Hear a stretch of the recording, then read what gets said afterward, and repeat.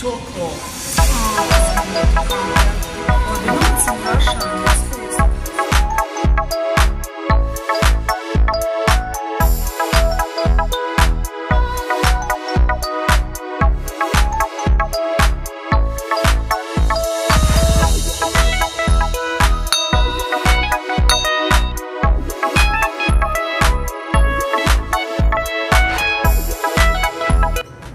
Ganda ng kalangitan mga guys. Good morning. Ating nakikisama ang panahon. Guys, good morning. Excited ako ngayon kasi meron akong gagawing adventure with my friend Anna. Bali, matagal ko ng pangarap talaga na gawin to since noong 2018 na mauna akong makarating sa Australia dito sa Brisbane. Naakyatin yung Story Bridge. Yes, you are right. Aakyatin namin yung Story Bridge. So, yeah, we just decided it yesterday and I want to try it. So, before my 46th birthday, I want to try it. So, let's see how it goes. And, sabi nila bawal daw kung mag-video sa taas o maghawak ng phone, but then I will try my very best ko na makakuha kahit pa paano. But then, nagbayad din kami ng mga photos para meron kaming souvenir. So, yun na lang gagawin natin na i-add ko na lang siya dito. Pero papakita ko sa inyo kung ano yung story yung sinasabi ko. Alam mo yung lagi kong pinupuntahan. It is very one of my bucket list and now it's going to happen. And I hope God will be there for us na magagawa naman ng weather. Tsaka safe na busy kami. So, I'll see you back again later on now, guys. See you. Ciao, ciao. Another old building guys na nakita ko. Actually dito ako naglakad noong fun run. So hindi niyo pa masyado kasi maybe nandun yung Mater Hospital dun sa kabila dun. So susundan ko lang daw yung lane na yan para makuha ko. Makarating ako dun sa namin, sa place kung saan kami nag-book. Yeah.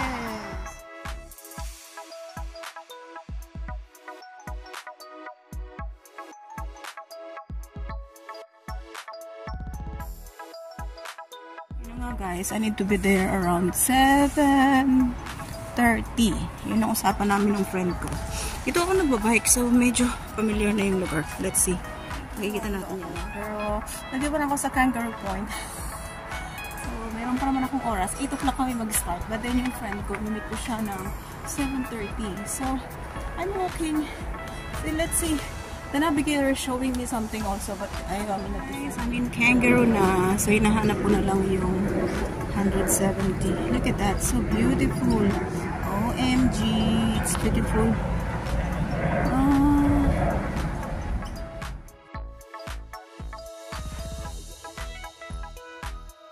Kangaroo Point in the morning. Look at that.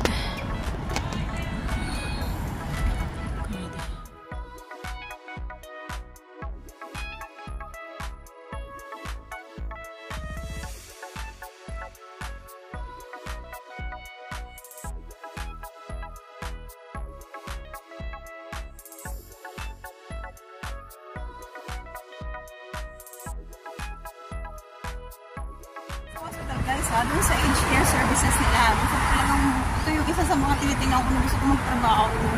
Hopefully, someday, may chance ako. Pero, yung nga lang, problema ko yung visa ko kung paano ko extend. Gusto ko talaga dyan, try yan, kasi it's a Catholic aged care. So, good. God's will, guys. Sana, makapag-work ako dyan sa St.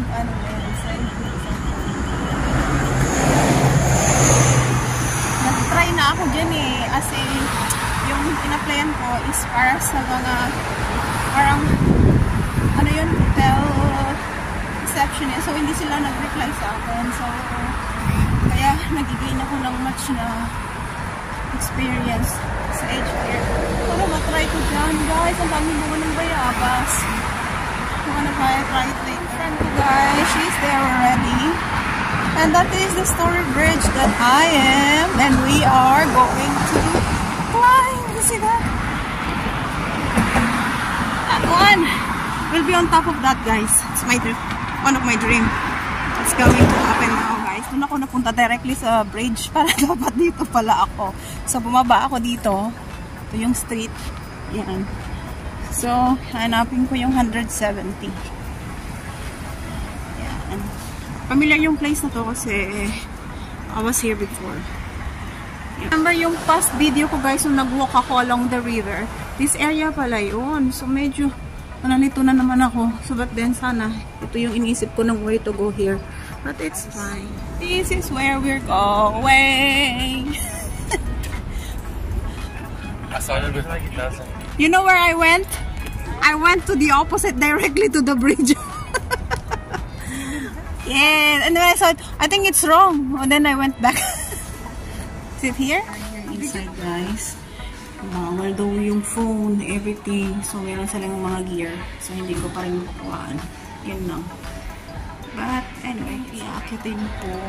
Look at that. So, kaso bawal lahat. So, ito na yung makikita ko. Now it's gone. Yeah? Yeah. Body jumping. Yeah. Look at this.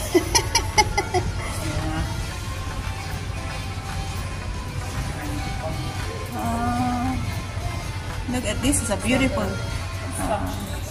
Yeah. I want to paint this someday. I had taken a the pool gear. Pool gear. Look at her. It's so cute. Shit.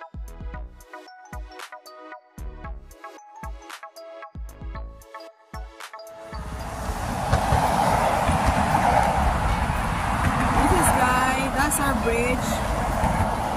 See you. That's the bridge. And they said we made 1,888 somewhere of steps just earlier.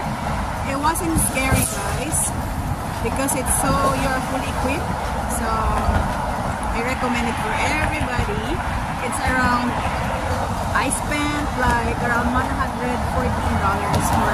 for that challenge, and it's really amazing. Yeah. The problem is guys, I will not be able to show you how I did it on top because we're not allowed to bring the camera, but yeah, so you can see there that one, we did that on that higher top, and then I'll just show you the photo and attach in this video. After 2018, 19, 20, 21, 22, 23, 24, it's like after 6 years my dream come true finally.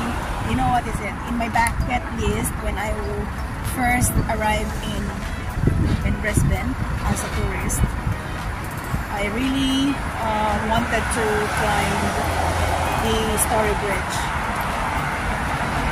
and now it happened.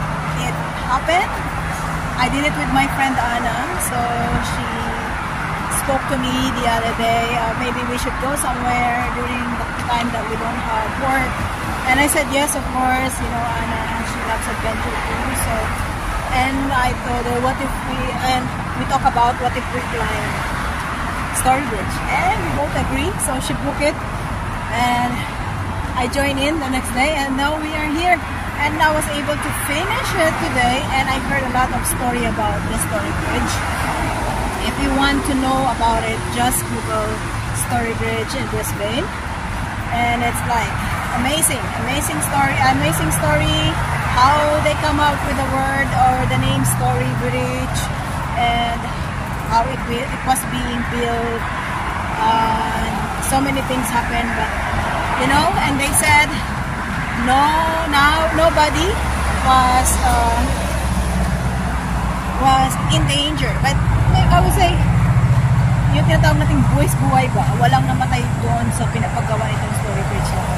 So noong time na ginagawa yan, na-amaze din ako kasi that time na ginagawa pala itong Story Bridge is yung, kasi syempre river siya guys, so 42 meters under the ground yung, I think 42 feet, 22 meter feet or something like that. So parang ganon yung sinabi niya sa amin, and wala ang namatay doon sa pag-build nitong tulay na. So yun. So and I did it 8 o'clock in the morning. It was so amazing. It's not so windy, not too bad. The weather is just really, really good. And everybody enjoys it. Everybody enjoys it. And when we were on top, it was really, really, really amazing. And I thought I will be like feeling dizzy or feeling afraid or whatever. No, I just enjoyed it. It's really a good climb. Although there's one person who is in our group who suffered some kind of dizziness while we are on top. She was helped to go down so that she can relax and feel safe. But we still continue to finish the tour and was able to, finish the climb. And I was really, really happy that I said yes. And finally, it's no longer a story. It was part of my life that I was able to finish. So see you again next time, guys. And yeah, the thing is, I wasn't able to put or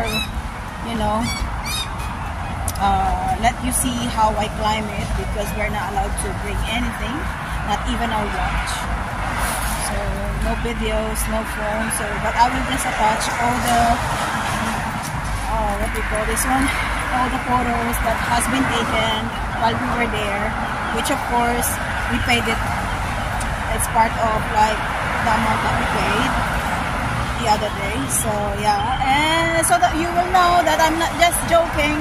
I really did climb the Story Bridge today, which is March 23, Saturday, 2024, 8 o'clock in the morning.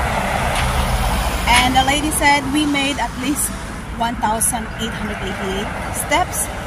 That's including the steel stairs.